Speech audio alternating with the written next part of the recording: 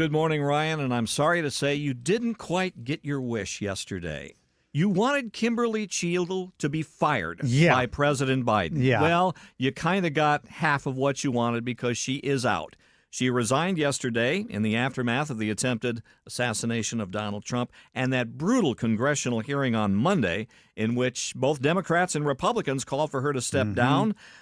She angered lawmakers, failing to answer specific questions about the incident. Sent an email to his staff yesterday, said she takes full responsibility for the security lapse, and it was a difficult and painful decision, et cetera, et cetera, et cetera. But she has resigned. Yeah, what I wanted to see was President Biden release a statement saying, we have relieved Kimberly Cheatle of her duties as Secret Service Director. We wish her well on her future endeavors. Instead, she got to resign. Now, my guess is she didn't really have much of a choice. Yeah, I don't think she did. So. Yeah, not with what we saw from both sides in Congress the day before. But then Biden put out this glowing statement where he commended her on her long, excellent service to this country. Her legacy is that she was the Secret Service Director who oversaw an assassination attempt on the former president and then testified before Congress and had no answers for them. That's how everyone's going to remember Kimberly Cheatle. Don't put out some glowing statement about her. It should have been simple. I accept her resignation. Again, and you always have to have this line, we wish her well on her future endeavors. Right. Yeah. Who's going to hire her You now? have to have that. No, Don't let the door hit you in Even where did she way work? out. Well, she worked at the Secret Service for like 20-something years. But before that, she did security for Pepsi. And even Pepsi's like, no way. Go work over a Coke, not with us.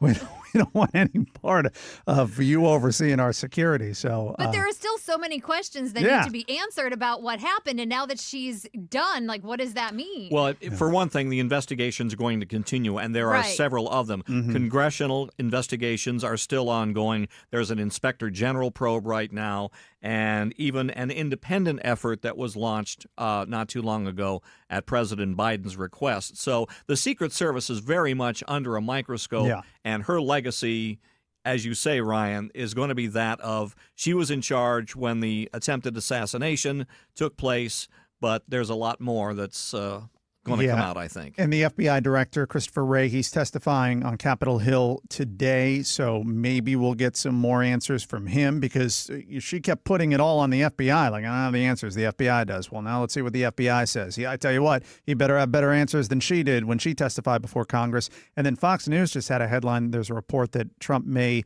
stop holding outdoor rallies I saw moving that. forward. I saw that yesterday that the Secret Service was actually pushing him to not do outdoor rallies because it's so much harder to secure. Yeah, although, this one seemed like one that pretty easy to secure. It's a building 150 yards away. It was a very obvious location. Yeah, seems like it. Again, I'm no security expert, but just common sense would tell you.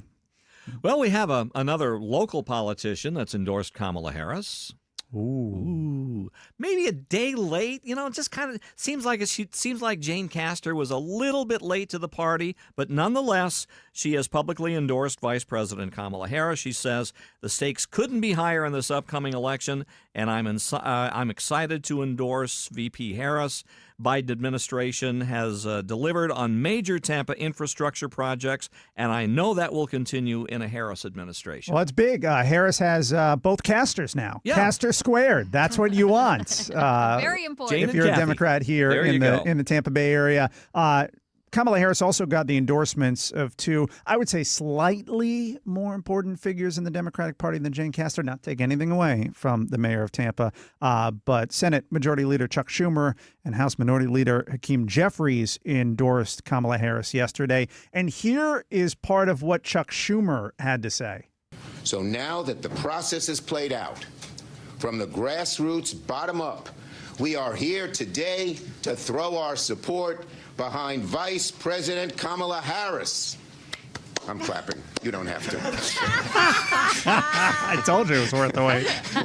It's a happy day. What can I say? I mean, he just looks so ridiculous up there, like clapping all by himself. Nobody cheered. No, he's talking to reporters. They're not supposed to clap anyway. I covered Chuck Schumer many, many, many times in upstate New York, and that's him to a T right there. I'll tell you. All right, we've got to get to this final story, and this is huge.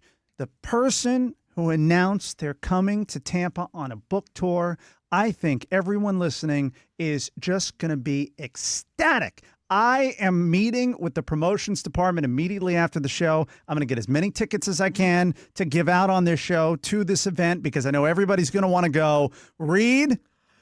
Hillary Clinton. She's coming to Tampa. She will appear at the Strass Center on October 15th for what she calls a moderated discussion that will include, quote, unvarnished exchanges on politics, democracy, the threats we face, as well as friendship, aging, marriage, and how we can all work together to shape a future to be proud of. This is her tour of her book, Something Lost, Something Gained, Reflections on Life, Love, and Liberty. Hillary Clinton, October 15th at the Strass Center. I mean, write it down. If that's not a giveaway that we have to do, are you kidding me? Of course we do. Got to connect with the Strass Center. I'm the gonna demand. have to organize a girls' night to get all my friends. I can't wait. I wonder if I can talk to the Strass Center. Maybe they'd like me to open for Hillary, and that would be amazing. Yeah, how incredible would that be? Can we get her in studio when she's in town? Tampa is part of. She's added 10 cities to her tour. Oh, there's high demand. Okay, for Hillary very Clinton. high demand, and Tampa is one of those places. I don't want to let all of you listening down, so I will be on top of that. Don't you worry. I'll make sure we have a VIP experience for someone. All right, Reed Shepherd with today's top stories. Thanks so much, Reed. Thank you.